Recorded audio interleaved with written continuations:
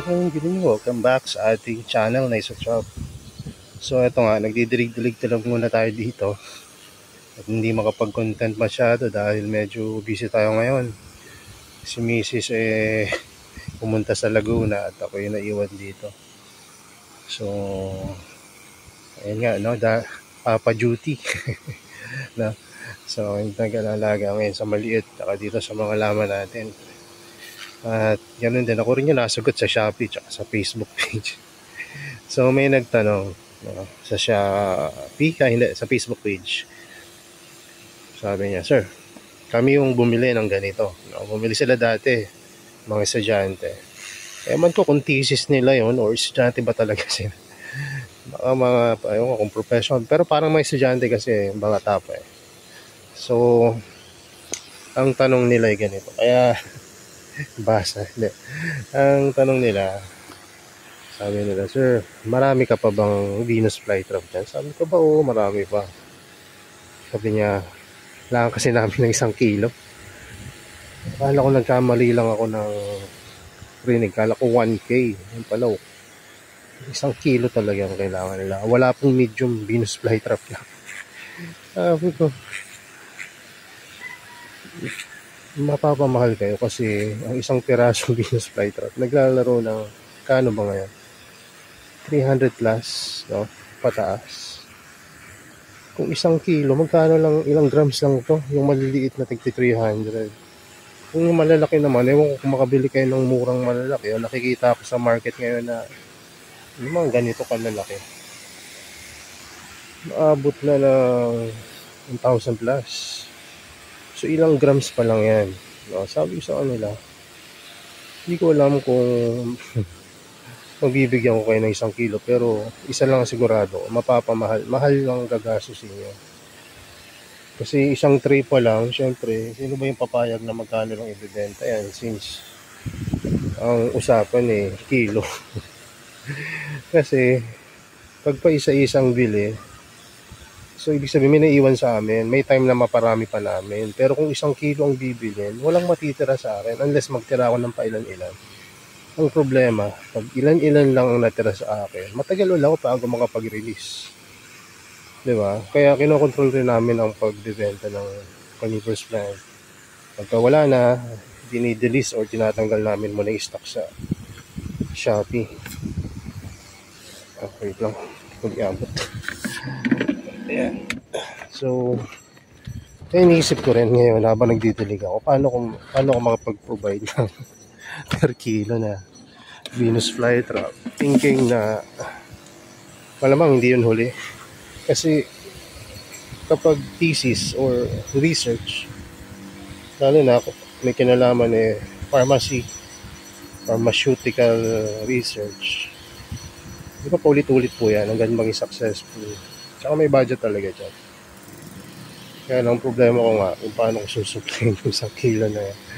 Hindi ko alam kung seryoso ba talaga or tinetest lang nila kung magkano gagastusin nila or kung viable ba yung iisip nila na bibili sila ng 1 kilo o ano.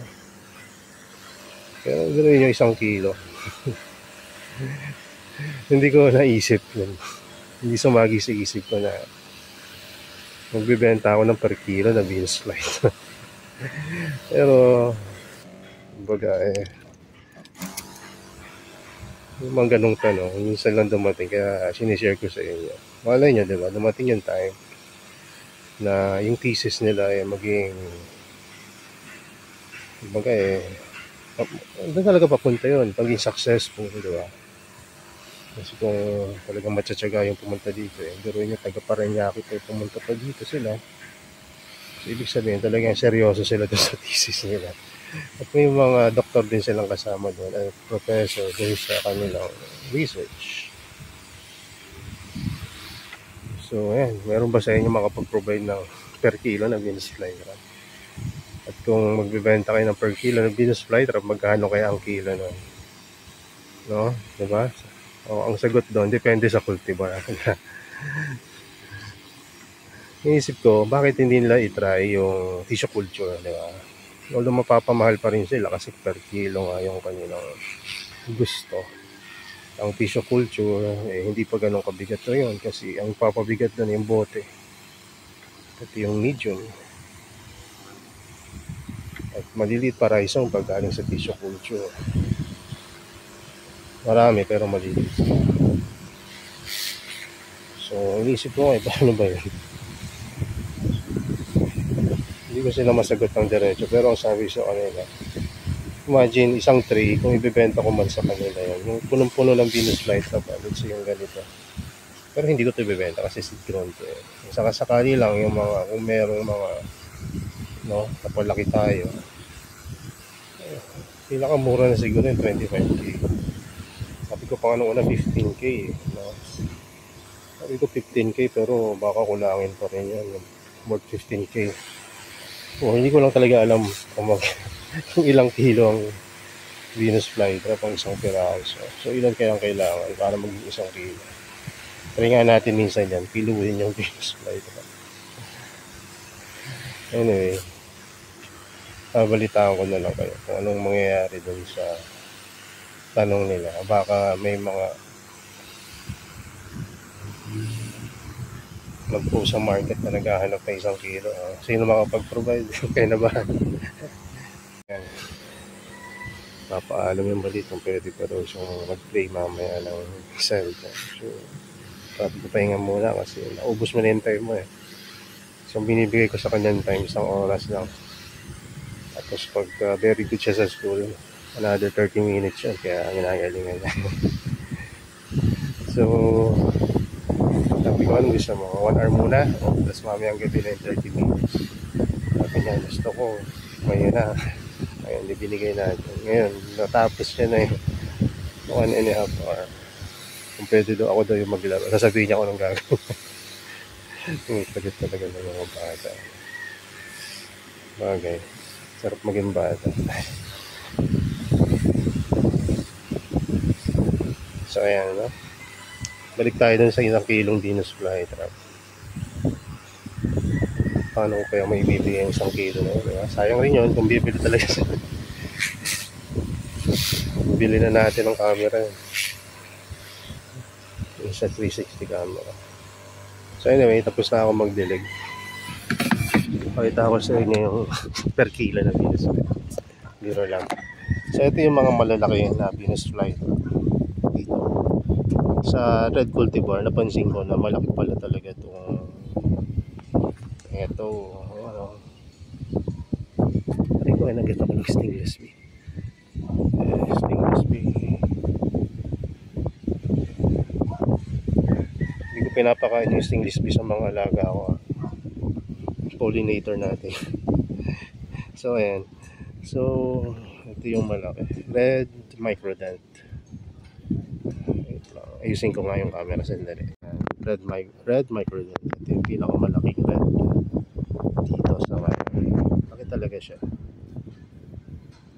At kahit na nasa pulsan siya, hindi siya yung tumitiklop na maliit. Malaki talaga. Hindi na masyadong kita siguro sa side niya, pero ayan.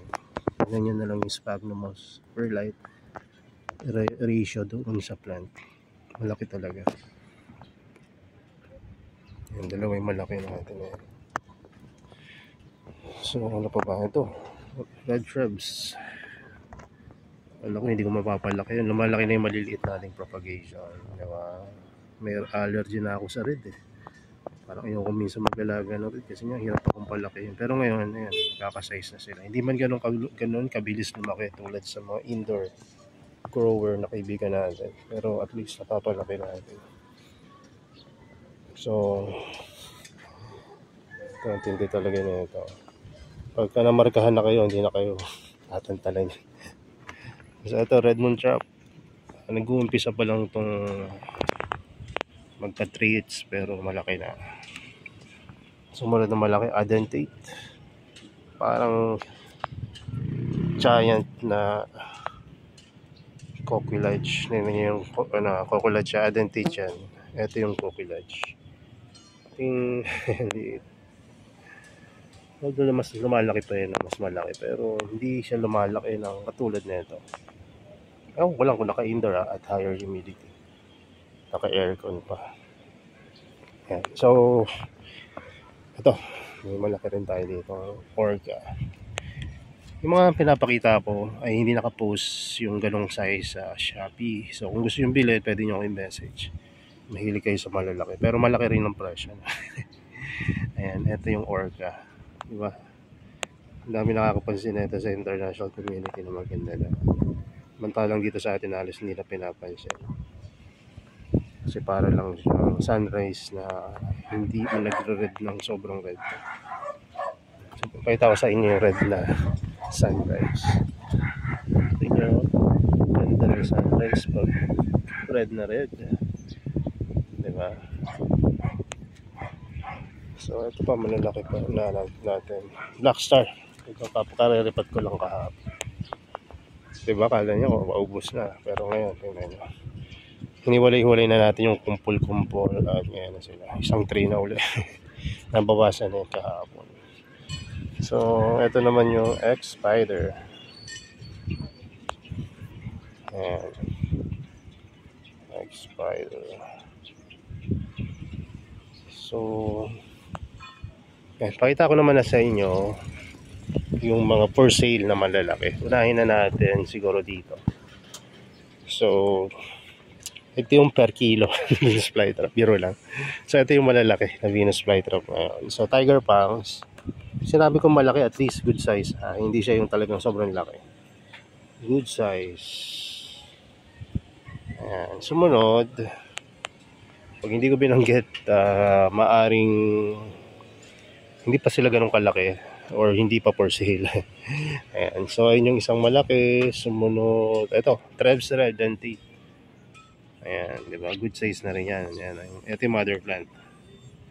Ito yung Trebs Red, no? Kumukha siya ng Rosabella ko dati. Samantalang Rosabella ko ngayon maliit na. Good size, sunrise. Ayan. Nakita ko na kanina yan. Tapos, ano pa bang good size natin? Ito, vampiro. May mga big size tayo na vampiro. Dun sa mga wala pa. Ilan na lang yan. Pero, binibenta ko yung malaki. Pambiling camera. Ayan, so, ngayon, Sec Giant. No? May mga good size tayo yan. Alam na ng mga nakabili. Mga good size yung inaad natin. Sec Giant. Na sumunod ay, ano pa ba? Ito, Red Sawtooth. Ayan, pwede ko ibigay yung medyo mga good size dyan sa Red Sawtooth. Sumunod ay Couch, C-O-Q o Couch ba yung tawag dyan? Ayan. Ayan na. Tapos Royal Red, yung sa nagtatanong, hindi pa ganun kalaki pero kung gusto nyo, meron na. Hindi lang masyado makita, sobrang pula kasi. Tapos yun, marami tayong good size na Akai Ryu. Ayan, Akai Ryu.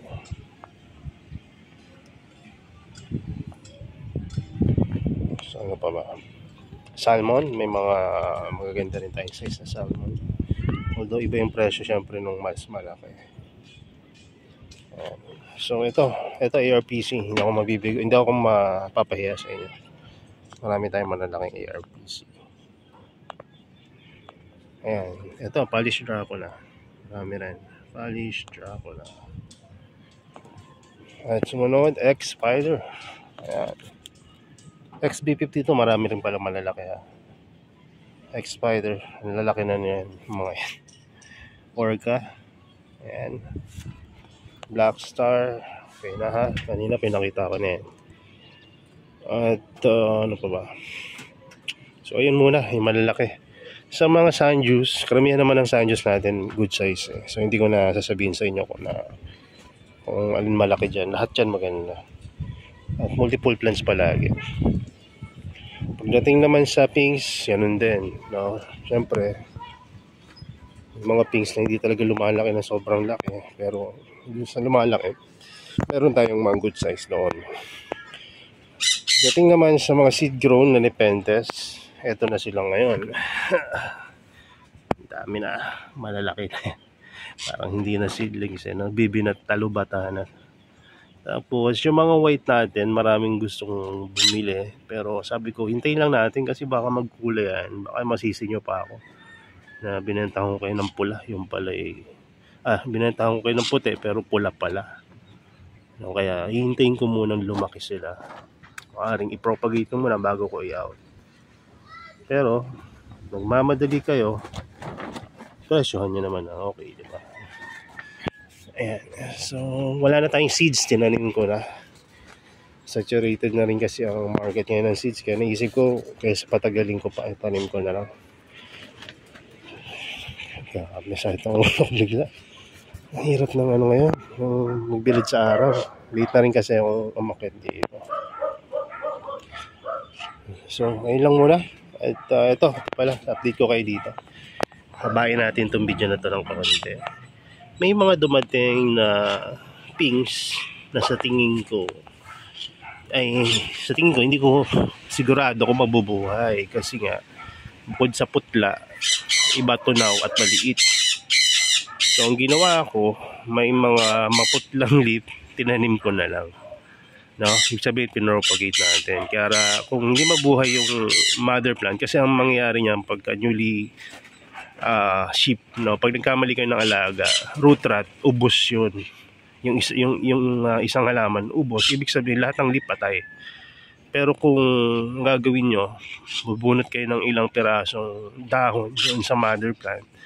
So may mother plant na kayo, may ilan pa kayong leaf na backup, no, na posible na mag-germinate. So mas mataas yung chance na makabuhay kayo. So ganun nga ang ginawa ko. Kaya etong El Mirador ay ayan na. At parang may nakikita na akong sign of life sa kanila. Sana ba yun? Malilit pa, hindi ko pa maano sa inyo, pero hanap tayo ng mayroon ng malaki lang. Ito. Ayan o, diba? So may mga I think mga 70% solution 70% probability na mabubuo yan yung mga propagation natin. Tapos scarlet night, iisang maliit lang to na dumating. Pero ayan, pinropagate pa rin natin. Wala tayong awa. Pero biro lang. No, kasi takot rin ako kasing mamatayan ng ang hirap-hirap maka-order nito na galing sa ibang bansa. Tapos mamatay lang. Kaya ang ginagawa ko, propagate talaga agad para bukod sa may pang-out agad tayo, siguradong may matitira sa akin. Tapos etong Florian, ang bilis mag-produce ng growth ng mga propagation niya. So ayan na yung mga ibang propagation, no? Parang sumabay agad yung laki doon sa mga propagation ko ng cyclocycla. Samantalang ito katatanim ko lang ng I think 2 weeks ago, 3 weeks ago. Mabilis. Etong Marciano, pinakahuling dumating to. Kaya wala pa akong maasahan dito na mabubuhay agad. Kinakabahan nga ako dito kasi may 2 or 3 leaf agad na natuyo. Ibig sabihin natunaw siya agad. May mga iba na hindi ko alam yung kung ilalim yan goods pa. Ayoko naman pakialaman pa. Ay, ito meron na yata. Tingnan nyo, silip-silip. Ayun meron na.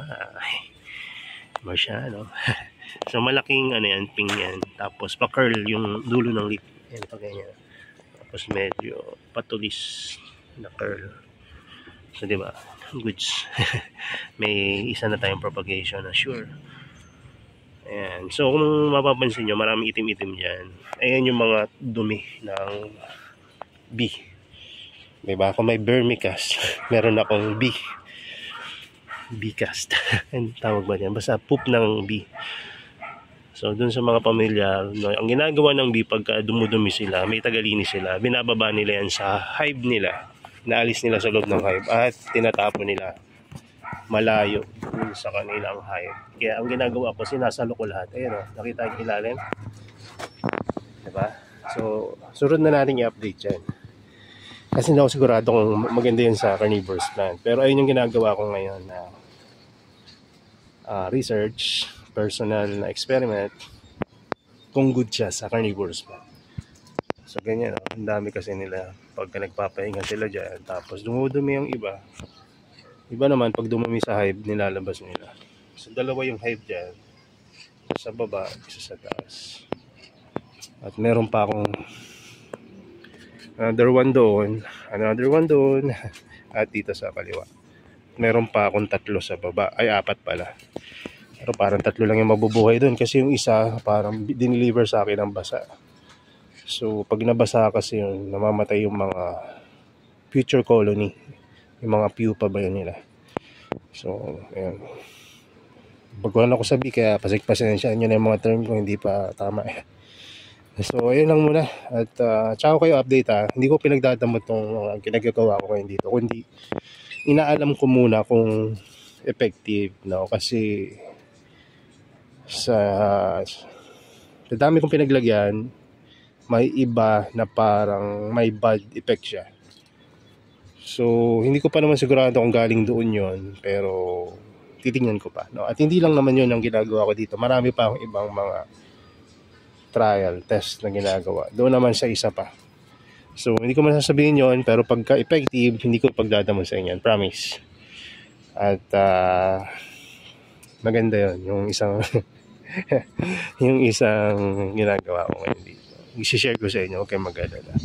Hindi ko pa pwedeng i-expose sa inyo kasi baka kapagtawanan tayo, no? Tulad na lang dati nung nag-alaga ako ng Venus flytrap sa loob ng cage, ang daming pinagtawanan ako na kasi nga ang daming ibon, dagaan, malakas ang hangin dito, wala akong greenhouse, so sa cage ko nilagay yung mga plants. So nung dumami-dami yung plants, nilagay ko sa malaking cage. Ito yung history ng growing area natin dito, kaya parang malaking cage pero effective, diba? Kahit so ngayon nag-experiment na naman tayo ng dalawang klase ng pag-experimento. I-share ko sa inyo na susunod. Yung isa na i-share ko na yung dumi ng bee. Pangalawa, secret mo na isa, na i-share ko sa inyo pagka-successful lang. So ipapako muna itong mga order ngayon. At anong oras na rin, late na kasi ako umakyat. So salamat sa panonood ninyo, at salamat sa walang sawa na pagsuporta sa ating YouTube channel, sa ating Facebook page, at sa ating Shopee store. Lang muna, God bless and bye.